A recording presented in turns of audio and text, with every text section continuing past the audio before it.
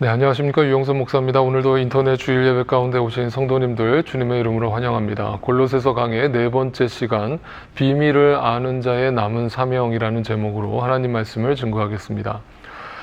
우리의 신앙생활의 본질이 무엇인지를 제가 지난주에 다시 여러분께 설명을 드렸었습니다. 오늘 말씀은 왜 사는지를 알게 된 사람이 어떻게 구체적으로 삶을 살게 되는지를 이야기하고 있습니다. 그래서 오늘 설교는 평상시에도 마찬가지지만 여러분이 좀 더 집중해서 잘 들어주시고요. 잘 이해가 안 가시는 부분이 있다면 여러분 반복해서 시청해 주시기를 부탁드립니다. 오늘 본문 25절을 먼저 보면서 오늘 말씀을 시작을 해보겠습니다. 오늘 본문 25절 말씀을 다 같이 한번 읽어보겠습니다. 시작. 나는 하나님께서 여러분을 위하여 하나님의 말씀을 남김없이 전파하게 하시려고 내게 맡기신 사명을 따라 교회의 일꾼이 되었습니다.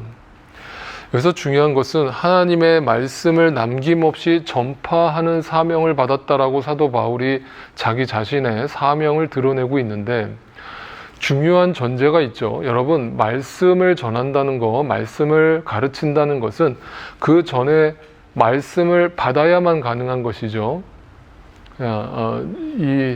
이 논리를 여러분 분명히 이해를 하셔야 됩니다. 사랑도 내가 사랑을 받아보지 못한 사람은 사랑을 줄 수가 없고, 내가 누군가에게 용서를 받은 경험이 없는 사람은 절대 누구를 용서할 수 없는 것처럼, 하나님의 말씀이 내 안에 들어와 있지 않으면 절대로 나는 누군가에게 말씀을 전할 수가 없습니다. 여기서 말씀을 전한다는 걸 어떤 분들은 오해하셔서 저와 같은 목회자들, 설교자들에게만 해당되는 얘기라고 생각하실지 모르겠습니다. 전혀 아닙니다. 성경에는 우리에게 하나님이 각자의 은사를 주셨다라고 설명합니다. 그 은사는 다른 말로 얘기하면 달란트라고 할 수 있습니다. 그 달란트가 맡겨졌는데 그 모양은 다를 수 있지만, 각자가 더 잘하는 분야가 따로 있을 수는 있지만, 그 모든 은사가 바라보고 있는 한 가지 목표점이 있습니다. 하나님의 말씀을 전하는 겁니다. 그 말씀은 뭐겠습니까? 예수 그리스도의 복음을 말하는 것입니다. 그래서 성경 전체가 하나님의 말씀이라고 이야기할 때 그 하나님의 말씀은 예수 그리스도의 복음을 계시하고 있는 것이고, 그 예수 그리스도의 계시를 알게 된 자들, 그걸 깨달은 자들, 그걸 믿게 된 자들은 절대로 침묵할 수 없고, 그때부터 증인, 윈니스가 되는데, 그 윈니스는 나에게 이미 주어진 것들을 전하는 사람이 된다는 뜻입니다. 자, 그래서 오늘은 그 이야기를 할 겁니다. 여러분, 나에게 그 말씀이 주어진 자에게 해당되는 사명입니다. 그래서 사도 바울은 뒤이어서 내게 맡겨진 사명이라고 표현을 했습니다. 나에게 주어진 그 말씀을 받은 것이 사명인데, 그것이 나에게 주어진 은사를 통해서 각자의 모습으로 결국은 하나님의 말씀, 복음을 증거하는 삶을 살아야 한다라는 것을 이야기하죠. 그러니까 일부 교회에서 목사님들이 전도합시다, 올해는 몇 명을 전도합시다 라고 구호로서 외치는 것은 근본적으로 전도가 아니고, 좀 속된 말로 얘기한다면 그것은 호객행위와 크게 다르지 않다는 것이죠. 전도라는 것은 뭐냐면 근본적으로 당위성, 내가 노력하는 것이 아니라, 내가 말씀을 받았기 때문에 그 말씀을 받은 것을 절대로 외치지 않을 수가 없고 전하지 않을 수 없다는 능동적이고 자발적인 행위라는 것이죠. 그것이 선교고 그것이 전도라는 것이죠. 그랬을 때 그것이 교회의 일꾼이라는 것입니다. 교회에서 여러분이 무슨 봉사를 하든지, 찬양으로 섬기든지, 재정으로 섬기든지, 주방일로 섬기든지, 여러 가지 일로 교회를 섬기는 것이지만, 그 근본적인 목적은 하나님의 말씀을 전하는 것입니다. 그러니까 교회에서 봉사를 하면서 그 봉사의 일 때문에, 사람에게 상처를 주고 사람이 시험이 들어서 그것 때문에 교회를 떠나는 일이 발생한다면, 그 눈에 보이는 현상으로서의 일은 없으니만 못한 것이죠. 그것이 제가 늘 주장하는 본질입니다. 교회의 봉사의 본질은 절대 그 일 자체가 아닙니다. 그 일을 왜 하는지를 늘 생각하셔야 됩니다. 나는 지금 왜 여선교회를 섬기고 있지? 나는 왜 재정으로 섬기고 있지? 나는 왜 찬양으로 섬기고 있지? 나에게 주어진 달란트로 그것을 섬기는 것이지만 근본적으로 그것은 교회의 일꾼이라는 말은 하나님의 말씀을 증거하기 위함인데, 오히려 그 일 때문에 내가 지치고 내가 시험이 들고 누군가에게 상처를 주고 누군가에게 시험을 준다면 그것은 완전히 본질이 왜곡된 상태라는 것을 의미합니다. 그래서 중요한 것은 그 말씀을 받아야 한다라는 것이 가장 중요하다는 것을 다시금 여러분께 말씀을 드립니다. 그렇다면 구체적으로 그 말씀을 받는 것이 무엇이라고 오늘 본문에서 설명하고 있는가? 사도 바울은 이렇게 설명합니다. 26절에 이 비밀은 영원 전부터 모든 세계에게 감추어져 있었는데 지금은 그 성도들에게 드러났습니다. 자, 먼저 비밀이라는 단어를 썼죠. 여러분, 성경에서 굉장히 많이 등장하는 단어죠. 비밀입니다. 비밀이라는 말이 뭐죠? 감춰져 있다는 거예요. 드러나지 않았다는 거죠. 그런데 그게 감춰져 있었는데 지금은 그게 성도들에게 드러났대요. 자, 드러났다라는 게 중요하죠. 이제 그 드러났다라는 건 그 계시가 모든 사람이 다 알 수 있게끔 드러났다. 이 말은 뭐예요? 그 비밀이 예수 그리스도의 복음이 모든 사람들에게 다 열려졌다, 오픈되었다, 다 알게 되었다, 이런 뜻이죠.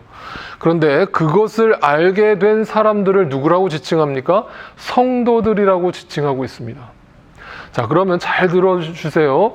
여러분이 흔히 성도라는 개념, 세인트라고 하는 그 개념은 교회를 다니는 사람이나 교회 멤버십을 갖고 있는 사람을 말하는 것이 아닙니다. 성도, 거룩한 주님의 백성이라는 뜻은 분명히 그 비밀이 무엇인지를 알고 분명히 그게 믿어져서 이제부터 나는 그 비밀을 전하는 삶을 살게 됐다는 그 전환점을 갖고 있는 사람들을 말하는 것이죠. 그래서 오늘 본문 또 그 전에 지난주에 봤던 21절, 21절에서는 이걸 이렇게 표현했었어요. 전에 여러분이 성도가 되기 전에는 악한 일로 하나님을 멀리 떠나 있었고 마음으로는 하나님과 원수가 되어 있었으니까 말씀을 몰랐다는 얘기가 되는 거예요. 그러니까 이 말은 한마디로 그 비밀을 알지 못했다라는 거예요. 뭐가 하나님의 뜻이고 뭐가 복음인지 나는 전혀 이해하지 못했다. 그러니까 교회를 그냥 다니기만 했다. 또는 교회 바깥에 있었다. 누군가 전도를 하려고 복음을 들려줘도 나는 귓전으로 들으려고 하지도 않았다. 왜? 모르니까. 그 비밀을 알지 못하니까. 그런데 지금은 그리스도의 죽으심을 통하여 내 노력으로 알게 된 것이 아니라 내 의지로 알게 된 것이 아니라 그리스도의 죽으심으로 은혜로 나에게 선물로 주어졌다는 거예요. 그래서 전에는 그렇게 살았지만 지금은 성도가 되었다는 거예요. 그게 윈니스라고요. 증인이라고요. 비밀을 알게 되었다고요. 그런데 문제는 아까 말씀드린 것처럼 저는 그래서 늘 바라는 것은 저를 비롯해서 우리 함께하는 교회 모든 성도님 한 분 한 분가 다 이 비밀을 알고 다 구원받은 자로서 증인으로서 살기를 바라는 거예요. 그게 우리가 교회가 존재하는 목적이에요. 그런데 현실은 뭐냐면 분명히 이 작은 공동체 안에도 100% 그 하나님의 비밀을 깨달은 자는 소수일 거라고 저는 생각해요. 그래서 많은 분들은 나는 교회를 다니니까, 나는 직분을 받았으니까, 나는 오래 다녔으니까 나는 당연히 그 비밀을 안다라고 생각할 분들이 계실 거라는 거예요. 그런데 고린도 후서에서 사도 바울이 이 성도가 된다는 것이 얼마나 어려운 것인가를 이렇게 반문합니다. 고린도 후서 13장 5절에 여러분은 자기가 믿음 안에 있는지를 스스로 시험해보고, 여러분 스스로 시험해보래요. 스스로 시험해보라는 말은 뭐예요? 다른 사람이 평가하는 게 아니라 나는 나를 알지 않느냐 이 말이에요. 내가 정말 그게 믿어지지 않는데, 나는 정말 그리스도의 증인된 성도로서의 삶을 살지 않는데 내가 믿고 있다라고 착각하고 있는 것은 아닌가 스스로 돌이켜보래요. 나는 정말 그 비밀을 알고 있는가? 그 하나님의 비밀을 완전히 믿게 되었는가? 스스로 검증해보래요. 검증이라는 단어가 나왔어요. 이런 무슨 말이냐면 머리로만 이해하는 게 아니라 여러분의 삶의 변화로, 여러분이 증인된 삶을 사는 모습으로 그거를 증명하라는 거예요. 스스로. 그러니까 내가 교회를 10년, 20년, 30년 평생을 다녔는데, 여러분, 한 명도 내가 복음을 전하지 못했다? 한 명도 구원받게 하지 못했다? 라고 그런 열매를 드러낸다면 과연 그 사람이 크리스찬이겠는가? 검증해 보라는 거예요. 목사님들이 전도 좀 하세요, 전도 좀 해서 등 떠밀어서 전도한 거 말고 자발적으로 능동적으로 그 복음을 전하지 못해서 안달이 난 그런 삶을 살지 못했던, 그걸 살지 못했다면 내 스스로 과연 나는 크리스찬인가를 검증해 보라는 거예요.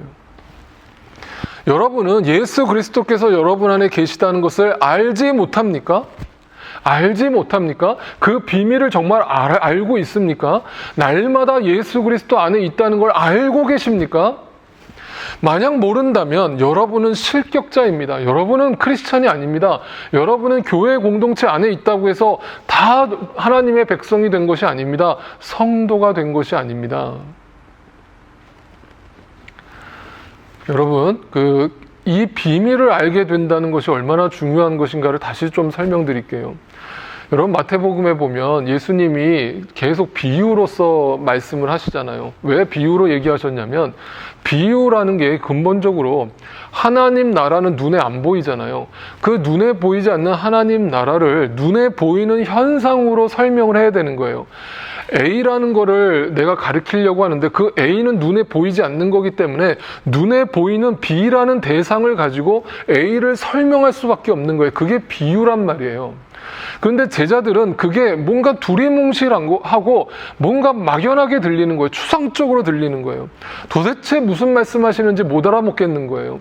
그래서 예수님한테 이렇게 질문을 해요. 마태복음 13장에 제자들이 다가와서 예수께 말하였다. 어찌하여 그들에게는 비유로 말씀하십니까?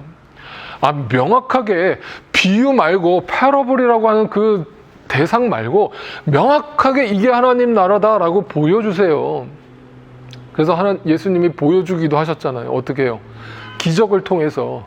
그게 사인이라고 제가 여러 번 설교했잖아요. 사인. 그 표적을 보고 하나님 나라를 발견하라는 뜻인데 우리는 그 표적만 바라보고 즐거워하고 있는 거예요. 근데 그 비유를 설명하는 이유를 예수님이 이렇게 설명합니다. 뒤이어서 11절에 예수께서 그들에게 대답하셨다. 너희에게는 하늘나라의 비밀을 아는 것을 허락해 주셨지만 다른 사람들에게는 그렇게 해주지 않으셨다. 자, 분명히 비밀이라는 단어가 나왔죠. 자, 그 비밀을 누가 허락해 줘요? 하나님이 허락해 주셨대요. 그 비밀을 알게 해 주시는 자들은 알게 될 거라는 거예요. 이 말은 당시에는 이제 예수님이 십자가에 달리시기 전이기 때문에 그 비밀이 감춰져 있는 상태에서 비유로 설명할 수밖에 없었지만 아까 사도 바울이 골로새서에서 얘기한 것처럼 이제는 예수님은 분명 십자가에서 죽으시고 부활하시고 승천하셨기 때문에 이제는 더 이상 감춰지지 않은 거예요. 이것조차 이제 다 드러난 거예요. 그런데 중요한 전제는 허락해 주셔야 된다는 거예요. 믿어져야 된다는 거예요. 내가 믿는 게 아니라 믿어진 은혜여야 한다는 거예요. 그래야 자발적이고 능동적인 변화가 일어나는 거예요. 자, 그래서 뭐라고 설명하냐면 그들에게 설명을 해줬는데 그들에게 보여줬는데 13절에 내가 그들에게 비유로 말하는 이유가 뭐냐면 그들이 보아도 보지 못하고 들어도 듣지 못하고 깨닫지 못하기 때문이에요. 그래서 뭘 줘요? 현상을 주는 거예요. 여러분 욥의 이야기 기억하시죠? 욥이 고난을 통해서 깨닫게 된 결론이 뭐라고요? 내가 전에는 귀로만 하나님을 들었었는데 이제는 눈으로 봅니다라는 고백이 뭐예요? 알게 되었다 이 말이잖아요. 그 비밀을 알게 되었다. 뭐를 통해서? 고난을 통해서 알게 됐다는 거예요. 어떻게 고난을 통해서 알게 되었죠? 고난이라는 걸 통해서 현상에 붙들려 있는 나의 어리석음을 깨우쳐 주셨다는 거예요. 그걸 깨부수셨다는 거예요. 날마다 깨부수셨다는 거예요. 나의 자아를, 내 욕망을, 내가 하나님처럼 살려고 했던 나 자신을 날마다 깨부수셨다는 거예요. 그러니까 절망이 축복이죠. 그래서 인간은 절망해야만 그 절망 속에서 하나님이 주시는 그 복음의 꽃을 보게 된다는 뜻이에요. 그런데 대부분의 사람들은 그 비밀을 봐도, 들어도 믿지 못하고 봐도 듣지 않아요. 여러분 쉽게 생각해 보세요. 여러분이 누군가한테 복음을 전해요. 정말 하나님의 말씀을 가르쳐요. 말씀을 펴놓고 조목조목 논리적으로 복음을 설명해요. 다 믿던가요? 네. 저는 목회자잖아요. 나름대로 성경을 연구하고 공부하는 사람이잖아요. 그러니까 제가 말씀을 가르칠 때는 조목조목 더 구체적으로 말씀을 잘 가르치겠죠. 자, 그렇게 설명하고 가르치면 다 예수 믿고 구원받을까요? 네. I don't think so입니다. 그렇지 않아요. 어떤 사람은요, 완강하게 그걸 부인해요. 네. 목사님 말씀 다 알겠는데요. 벌써 이렇게 얘기하면요, 벌써 이제 삐딱하게 나오는 거예요. 그러면 저도 더 이상 설명 안 해요. 저도 더 이상 가르치지 않아요. 왜? 가르쳐봐야 지금은 저 사람은 듣지 않아요. 그러면 아직 하나님의 때가 되지 않았거나 저 사람은 구원받지 못할 사람인 거예요.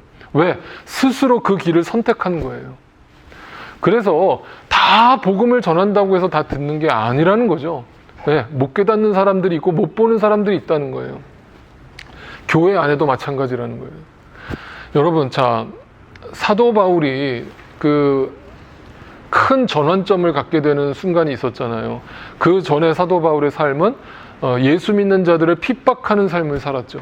그게 과거의 사도 바울의 삶이죠. 그러던 사도 바울이 또 예수 믿는 사람을 잡아다가 죽이려는 자기의 열심으로 그 다메섹을 향해서 가는 그 길 선상에서 예수님을 낮 12시에 정오의 햇빛보다 더 강한 빛으로 주님을 경험하죠. 만났죠? 그리고 나서 어떤 현상이 벌어집니까? 네, 사람들이 그 빛을 사람들은 봤어요? 못 봤어요? 그 옆에 있던 사람들은 못 봤어요. 근데 사도 바울만 그 빛을 봤고 사도 바울이 눈이 멀게 됩니다. 자, 그 장면을 다시 보죠. 사도행전에 동행하는 사람들은 소리는 들었으나 아무도 보지 못했다라고 얘기하죠.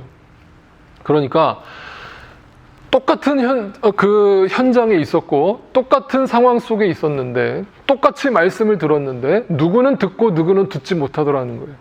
누구는 그 말씀을 듣고 회개하고 정말 자신이 아무것도 아니었다라는 사실을 깨닫고 그 절망 속에서 예수 그리스도를 발견하게 되는 사람이 있는가 하면 어떤 사람은 보지 못하는 거예요. 듣지 못하는 거예요. 그런데 사도 바울은 보자마자 어떻게 됐어요? 아무것도 볼 수 없었어요. 여러분, 아무것도 볼 수 없었다는 말이 의미가 뭐예요? 아니, 지금 눈을 떠져야 되는데 왜 눈이 감겨졌죠? 이것은 육신으로 소경이 됐다는 의미라기보다는 근본적으로 이런 메시지를 담고 있는 거예요. 야, 그동안 네가 보고서 살았던 그 길, 네가 가려고 했던 그 길, 네 야망과 네 욕망과 네 생각으로 가려고 했던 그 길, 더 이상 못 간다. 그 길 스탑해라, 멈춰라, 돌이켜라 라고 눈을 감겨버린 거예요. 뭐예요? 우리의 육신의 눈을 감겨버리신 거예요. 세상을 향해서 열려있던 내 눈을 감겨버리신 거예요. 더 이상 세상의 욕망과 죄의 그 굴레를 쫓아서 살 수 없는 거예요. 그리고 나서 뭐예요? 사흘 동안 소경이 되었대요. 여러분, 사흘이라는 단어 3이라는 숫자인데 성경에서 굉장히 많이 반복하고 있다는 거 제가 설명드렸죠.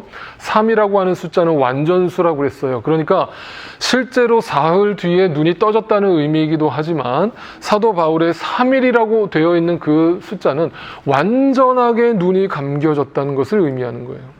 더 이상 옛사람으로 살 수 없고 더 이상 옛 과거의 습관으로 살 수 없고 옛사람의 습관, 세상 풍조를 따라갈 수 없다는 뜻이에요. 홍해를 건넜어요. 그래서 먹고 마시지도 못했대요. 네, 금식했대요. 이건 뭘 상징할까요? 3일 동안 예수 그리스도가 십자가에 죽으시고 나서 3일 동안 그 무덤 안에 갇혀 있었잖아요. 뭐예요? 죽음을 얘기하는 거예요. 예수 그리스도와 함께 죽었다는 거예요. 내 옛사람이 죽었다는 거예요. 그건 뭐예요? 멈췄다는 거예요. 여러분, 우리는 계속해서 앞을 향해 열심히 뛰어가는 거를 되게 좋아하죠. 그리고 그게 잘 사는 거라고 생각하죠. 안 그래요. 예수를 만나면요, 멈추는 일이 벌어져요. 왜? 죽었기 때문에. 내 옛 자아가 죽었기 때문에 멈추는 거예요. 더 이상 내 옛 패턴으로 살 수 없는 거예요. 내가 하려고 했던 그 길을 갈 수가 없는 거예요. 그래서 사도 바울은 갈라디아서에서 이것을 이렇게 설명했어요. 자, 갈라디아서 말씀을 보면 3장 27절에 여러분은 모두 세례를 받아 그리스도와 하나가 되고 그리스도를 옷으로 입은 사람들이기 때문이래요. 자, 중요한 게 세례라는 단어가 나왔어요. 여러분, 세례, 침례 다 같은 말이라고 그랬어요. 그런데 정확하게 표현하면 baptize가 맞는 거예요. 그러니까 침례라는 말이 더 정확한 표현이에요. 그러나 의미상으로는 같아요. 자, 그런데 여러분, 침례를 받아보신 분들 기억하실 거예요. 침례라는 거는 뭐예요? 여러분, 물 속에 강가에 가가지고 그 물 속에 내가 빠지잖아요. 그러면 그 의미가 뭐예요? 내 옛사람이 그 물 속에서 죽었다는 걸 의미하잖아요. 그러니까 물에 들어갈 때 여러분 숨을 참잖아요. 숨을 참는 동안에 내 생명은 죽은 거예요. 그래서 다시 물 밖으로 나올 때 푸아 하고 숨을 내쉬잖아요. 그러니까 새로운 숨을 내쉬는 거예요. 그게 뭐예요? 새로운 생명을 얻었다라는 상징인 거예요.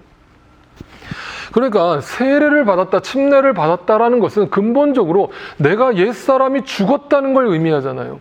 그리고 이제 그리스도와 함께 하나가 된 거예요. 그러니까 사흘 동안 무덤에 있었던 내가 다시 그리스도로 부활한 거예요. 예수 그리스도로, 예수로 십자가에 죽고 그리스도로 부활했다고요. 그래서 예수 그리스도가 나에게 구원자의 이름이 되었다고요. 그런 다음에 뭐예요? 옷을 입었대요.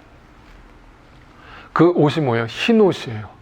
예수님이 십자가에 달리실 때 자주색 옷, 그 자주색 옷은 당시에 부자들, 그 황제들이 입던 옷을 상징하는데 이 세상의 명예와 부와 육신의 그 야망과 욕망을 상징하는 거예요. 그것을 유대인의 왕애라는 이름으로 그 옷을 걸쳐 입고 있던 예수님이 십자가에서 죽으시고 무덤에서 부활하시고 나서 그 부활을 함께 경험한 우리는 흰옷을 입은 주의 백성이 되는 것이죠. 그리스도의 옷으로 다시 갈아입은 자가 되는 거예요. 내 옛 옷은 이제 벗어버리는 거예요. 자, 여러분, 이걸 좀 이렇게 쉽게 설명드릴게요. 옷이라는 것이요, 뭘 얘기할까요? 여러분, 그 어떤 직업마다 그 특별히 그 직업을 나타내는 유니폼이 있잖아요. 예를 들면 경찰이라고 한다면 경찰은 경찰이 유니폼이 있고요, 의사의 유니폼이 있고요, 군인의 유니폼이 있어요. 그러면 이건 뭘 얘기하는 거예요? 경찰이 경찰의 유니폼을 입고 있다는 것은 경찰로서의 책임과 경찰로서의 행동과 경찰답게 산다는 것을 의미하죠. 그래서 반드시 경찰복을 입고 있다는 것은 경찰답게 행동해야 되는 거예요. 그런데 경찰복을 입고 있는 경찰이 모든 사람, 모든 국민들에게 공평하게 그 정의의 잣대를 가지고 들이대야 되는데, 경찰이 인종차별을 한다면 그 유니폼에 걸맞는 경찰에 어울리는 행동을 한 것이 아닌 거가 되겠죠. 그러면 그 순간 그 경찰은 더 이상 경찰이 아니에요. 그럼 어떻게 합니까? 경찰복을 벗겨버리는 거죠. 의사가 의사로서 생명을 귀하게 여기고 모든 생명을 공평하게 여겨야 하는데, 혹시라도 어떤 의사는 부자들의 생명은 더 귀하게 여기면서 가난한 사람들은 고쳐주려 하지 않는 의사가 있다면, 그 의사는 의사 가운에 걸맞지 않은 행동을 했기 때문에 의사 옷을 벗겨버려야 되는 거죠. 군인이 전쟁이 일어났는데 전쟁에 나서 적과 싸우려 하지 않고 무섭다고 도망을 친다면 그 군인은 그 전장에서는 즉각 사형에 처해지게 되어 있고, 그리고 군법의 회부가 되어서 결국 군복을 벗게 되어 있습니다. 뭐죠? 유니폼이라는 것은 그 유니폼에 어울리는 행동을 하는 사람들이라는 것을 만천하에 드러내는 것을 상징하는 거죠. 그런데 그리스도의 옷을 입었다는 우리 크리스찬들은 그리스도인답게 살지 않는데도 불구하고 그거를 그냥 대수롭지 않게 넘어간다는 게 문제예요.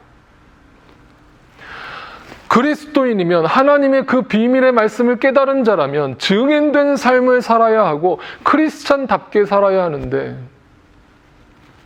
전혀 크리스찬다운 냄새를 맡을 수가 없어요. 그렇다면 그 사람은 옷을 아예 입지 않은 자나 다를 바 없겠죠.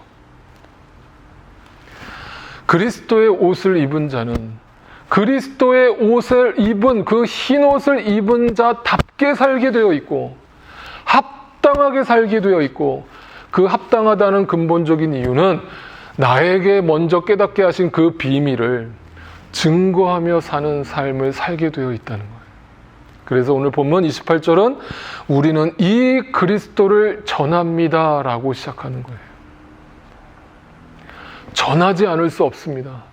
나는 그리스도의 옷을 입고 있기 때문에, 나는 이미 그리스도와 예수와 함께 죽었고 다시 살아났기 때문에 나는 더 이상 눈에 보이는 것을 쫓아 살 수 없습니다. 돈 하며 살 수 없습니다. 그리스도를 전합니다. 29절에 이 일을 위하여 나도 내 속에서 능력으로 작용하는 그분의 활력을 따라 수고하며 애쓰고 있습니다. 잘 들어보세요. 수고하고 애쓰고 있대요. 여러분, 이게 뭐냐면요, 자발적이고 능동적이긴 하지만 그러나 그 길을 계속 간다는 것이 얼마나 힘들고 어려운 것인가를 알아라 라는 의미예요. 그래서 영어로 보니까 뭐예요? 스트러글링이라고 되어 있어요. 갈등한다고요. 그러니까 그 사명을 이루며 산다는 것이 얼마나 처절한 싸움인가를 알고, 그러나 끝까지 그 길을 가는 사람들이 있다는 거예요. 그래서 분명히 말씀드려요. 여러분, 복음 안에 있는 자는요, 사명을 받은 자는요, 절대 내 힘으로가 아니라 주님이 주시는 그 능력을 통해서 그것을 감당하는 거예요. 그런데 날마다 스트러글링 하면서도 끝까지 싸우는 거예요. 포기하지 않는 거예요. 뒷걸음질하지 않는 거예요. 그러나 힘든 건 힘든 거예요. 그래서 좁은 길이에요. 중요한 게 있어요. 좁은 길이지만, 너무너무 힘들지만, 그러나 증인은요, 지속성과 연속성을 갖게 되어 있어요. 조금 뭔가 하려고 하다가, 믿는 척 하다가 금세 좀 힘들어지면 낼름 돌아서 버리고, 낼름 도망가 버리고, 낼름 뒷걸음질 치는 모습을 보여준다면 그 사람이 어떻게 증인이겠어요? 힘들어도 가야죠. 힘들어도 그 좁은 길을 걸어야죠. 근데 심지어 저와 같은 목회자 중에도 조금 힘들다고, 교회가 어렵다고 도망치는 목회자들을 볼 때면 정말 한숨밖에 나오지 않죠. 사도 바울이 오늘 본문에서 이렇게 그래서 표현했습니다. 24절입니다. 이제 나는 여러분을 위하여 고난을 받는 것을 기쁘게 여긴대요. 그리스도의 남은 고난을 그분의 몸된 교회를 위하여 내 육신으로 채워가고 있대요. 고난이라고요. 그 사명을 이루면서 사는 길은 너무너무 처절하게 괴로운 일이라고요. 그런데 계속 간다고요. 지속한다고요. 연속적으로 그 길을 간다고요. 포기하지 않는다고요. 나는 그것이 기쁘다고요. 그게 자발적이라고요. 제가 여러분한테 여러 번 그 설교 시간에 보여드렸던 영상이 있었는데요. 짐 엘리엇이라고 하는 분의 이야기였어요. 이 짐 엘리엇이라고 하는 분이 이제 선교사님이셨는데, 휘튼 대학을 졸업하고 정말 그 미래가 보장되어 있던 그런 젊은이였습니다. 29살의 짐 엘리엇은 하나님의 말씀의 사명을 받았고 그 증인된 삶을 실천하기로 주님 앞에 서원합니다. 그리고 선교사로서 소원하고 나아가게 됩니다.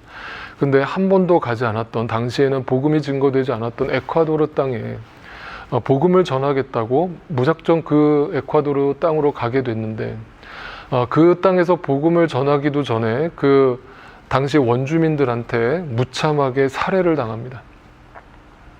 당시 미국에서는 이 사건이 굉장히 큰 사건이었다고 합니다. 충격적이었고 미국 시민권자를 갖고 있는 미국 시민이 에콰도르라고 하는 그 오지에서 복음을 전하다가 순교를 당한 이 사건은 굉장히 놀라운 그 논쟁이 벌어지는 사건이었습니다. 옛날에 우리 한국으로 따진다면 뭐 분당 샘물교회 그 사건을 여러분 기억하실 겁니다. 그와 비슷한 그런 논쟁이 벌어졌어요. 그리고 나서 시간이 흘렀습니다. 그 뒤에 갑자기 이런 일이 벌어집니다. 영상으로 보여드릴게요.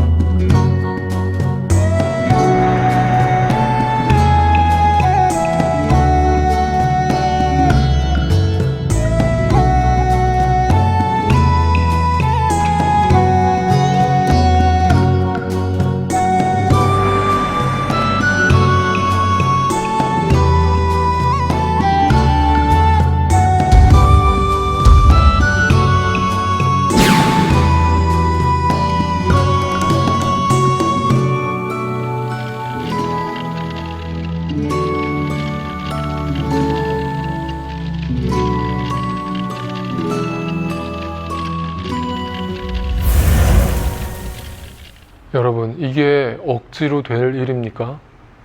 그러면 누구는 이렇게 사는데 왜 대부분의 크리스찬이라고 하는 사람들은 꼭 이렇게 오지에 나가서 죽으라는 얘기가 아니라 삶 속에 다 선교지라고 생각한다면 그 속에서 왜 증인된 삶을 살지 못하는 겁니까? 다시 오늘 말씀을 볼까요? 우리는 이 그리스도를 전한다라고 이야기하면서 우리는 모든 사람을 그리스도 안에서 온전한 사람으로 세우기 위하여 모든 사람에게 권하며 지혜를 다하여 모든 사람을 가르친다라고 얘기하고 있습니다. 복음을 전한다고요. 어떤 식으로든 나에게 주어진 달란트를 통해서 내 환경을 통해서 그 증인된 삶을 사는 것을 멈추지 않는다고요. 왜? 그렇게 살 수밖에 없는 분명한 이유를 알았으니까. 예수 그리스도가, 오직 예수 그리스도가 내 삶의 이유라는 것을 발견했으니까. 그런데요, 아까 마태복음에서 예수님이 그 비유의 이야기를 하실 때 유명한 비유가 등장하거든요. 그게 바로 그 씨 뿌리는 자의 비유예요. 자, 그 비유 이야기를 잠깐 한번 볼까요? 예수님이 이렇게 풀어주거든요. 마태복음에 보면 누구든지 하늘나라를 두고 하는 말씀을 듣고도 깨닫지 못하면 악한 자가 와서 그 마음에 뿌려진 것을 빼앗아 간다. 길가에 뿌린 씨는 그런 사람을 두고 하는 말이다. 이제 말씀을 듣고도 깨닫지 못하면 그 마음에 뿌려진 것을 빼앗아 간대요. 내가 증인된 삶을 살지 못하는 이유가 뭔지 생각해 보세요.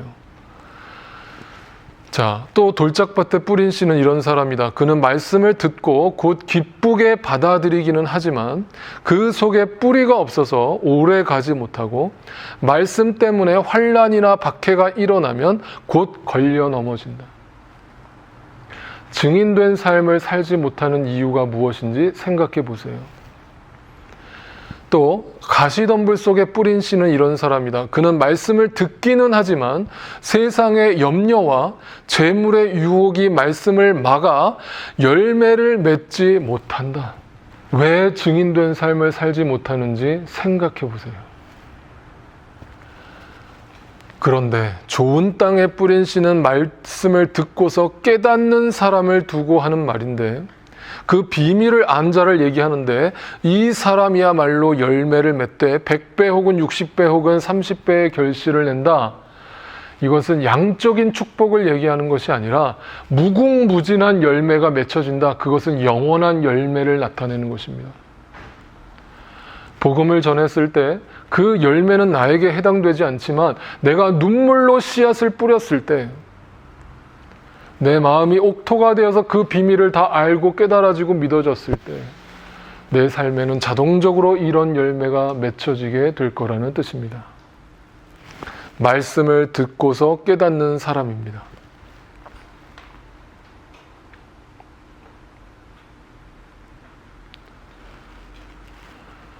사랑하는 성도 여러분, 이 영상을 시청하시는 성도 여러분, 교회 안에 있다고 해서 절대 크리스찬이 아닙니다. 교회 오래 다녔다고 해서 크리스찬 아닙니다. 다시 한번 고린도 후서 말씀을 기억하세요. 스스로 시험해 보세요. 스스로 검증해 보세요. 나는 과연 그 비밀을 알고 있는가? 듣기만 하고 잊어버린 자가 아닌가? 듣기만 하고 무시해버린 자는 아닌가? 듣고 깨닫고 내 삶의 증인으로 행동으로 검증되었는가? 여러분 안에 예수 그리스도께서 계시다는 것을 알고 있는가? 그러한 분명한 증인된 삶을 살아갈 때 여러분의 삶을 통해서 분명히 하나님이 주시는 풍성한, 무한한, 영원한 열매들이 하루하루 맺혀가게 될 것을 믿고 또한 그렇게 살게 되시기를 주님의 이름으로 축복합니다.